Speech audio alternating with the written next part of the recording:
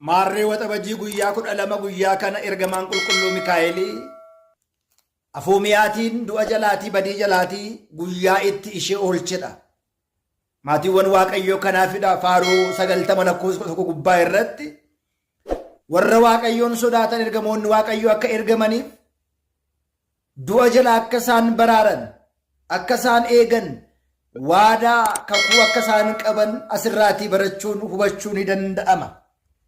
Inni biraan immoo inni lammaffaan waxabajii guyyaa 12 kan kabajnuuf guyyaa kana kan kabajamu waa'ee daa'imicha Baahiraanii ni ilaalla.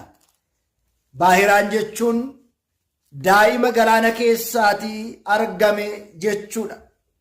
Biyyi isaa Iskindiriyaadha. Maatiin isaa ayyaana qulqulluu Mikaa'elii kabajuudhaan ni jiraatu turan ilaala. Ayyaana qulqullootaa, raajotaa, kan maaramii, kan tolootaa kabajuun keenya tokkoffaan kama tokkootiin waadaa isaanii kennamerraatii barakata yookiin immoo suga qooddan. Karaa biraa immoo Waaqayyoon isaan kabajerraatii eebba arganna jechaadha. Maaliif Waaqayyoon waan isaan fileef? Waaqayyoon waan isaan qopheesse. Waaqayyo waan isaan jaalateef isaanirraatii eebba argan. Egaa Baahiraan erga haati isaa garaatti baattee ulfa taateetiin booda abbaan isaa otoo mucaan kun hin dhalatiin boqotee jedha.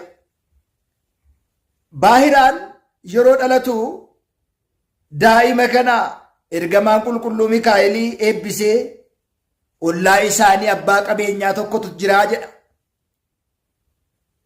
Ergamaan qulqulluu Mikaa'elii Baahiraan gaafa guddatu qabeenya kana isa ollaa isaanii jiru kana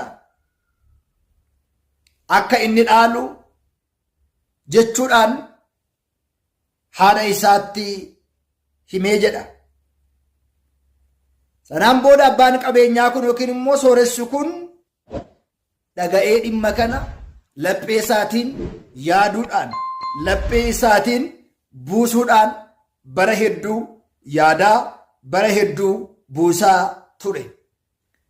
Baahiraan waggaa 10 gaafa ta'u haati isaa kan laattuuf haati isaa kan uffistuuf dhabuudhaan baay'ee ni rakkate turtee jedha. Sanaan booda namichi kun anuu fudheen guddisa